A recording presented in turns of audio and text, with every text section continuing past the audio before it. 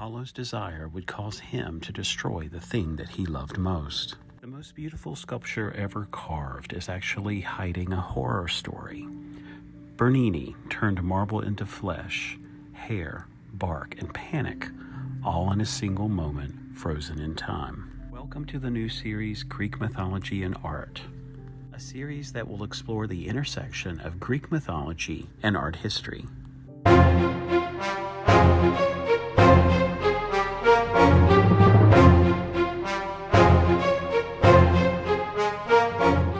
This sculpture shows an epic moment of transformation. The beautiful god Apollo, not just a god of beauty and music, but he was also a god of knowledge, order, and divine truth. His father was the mischievous chief of all gods, Zeus, and his mother was a titaness, Leto.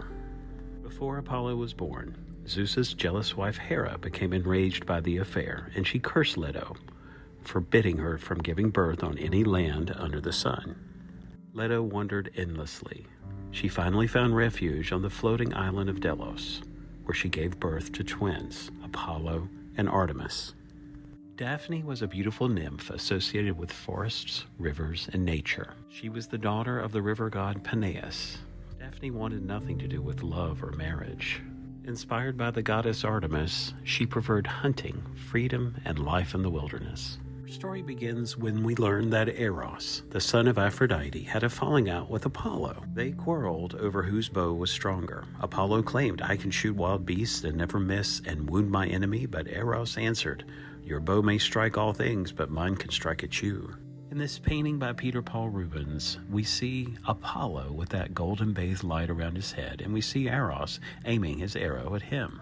To prove his point, Eros soared to the top of the mountain and fired 2 arrows. The first he dipped in gold and shot at Apollo. The result of being shot by the arrow is you will fall in love with the first person you see, and his first person he saw was Daphne.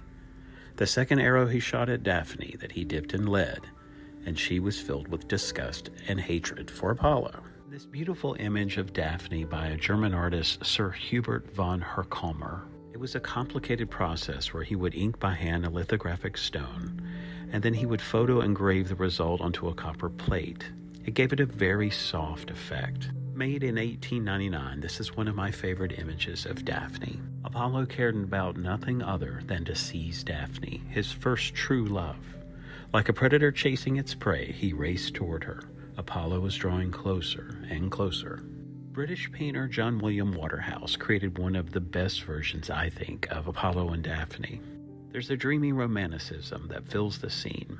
In this painting, Daphne appears vulnerable and ethereal, while the surrounding natural landscape reinforces the theme of transformation and the loss of innocence.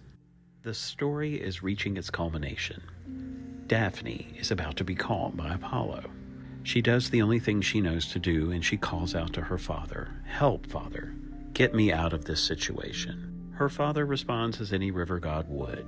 He transforms her. The moment that Apollo's hand lands on her waist, she is transformed slowly into a tree. We can imagine her body twisting and turning, writhing as her skin becomes bark, as her toes turn into roots, as her arms and fingers turn into tree branches and leaves. I think the artist who does this best is Baroque artist Bernini. Bernini carved this entire sculpture out of marble, an unforgiving material. Bernini's sculpture is intended to be walked around, to see all the angles of the transformation caught in mid-process. Apollo is shocked and surprised. His hair is still blowing in the wind. His cape is blowing. Daphne's hair is also starting to stiffen up as it turns into a tree. We have to remind ourselves that this was done entirely with a hammer and a chisel, carving away the stone until we see this finished result. It's highly polished and highly impressive to see in person. Daphne's facial expression is one of struggle. She looks like she's almost choking as her body goes through the painful transformation. Bernini was a difficult artist to get along with, much less to commission. This piece was commissioned by a cardinal in Rome named Borghese, and the sculpture itself sits in the original place for which it was intended. The term for that is called in situ, so that when you see this sculpture, you're seeing it in the place where Bernini placed it. The Borghese Palace sits in a beautiful garden in Rome, and it's a difficult ticket to get, but I hope you can so that you can eventually see this sculpture in person. Apollo's shock soon turned to sorrow. Devastated that he had lost his love, Apollo resolved to honor Daphne, and so he told the tree, "I shall forever have you in my heart, on my lyre, and my quiver." And the laurel tree almost seemed to nod in agreement.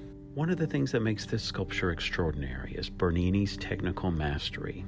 The marble appears soft, just like skin. The hair has a weightless, airy quality to it.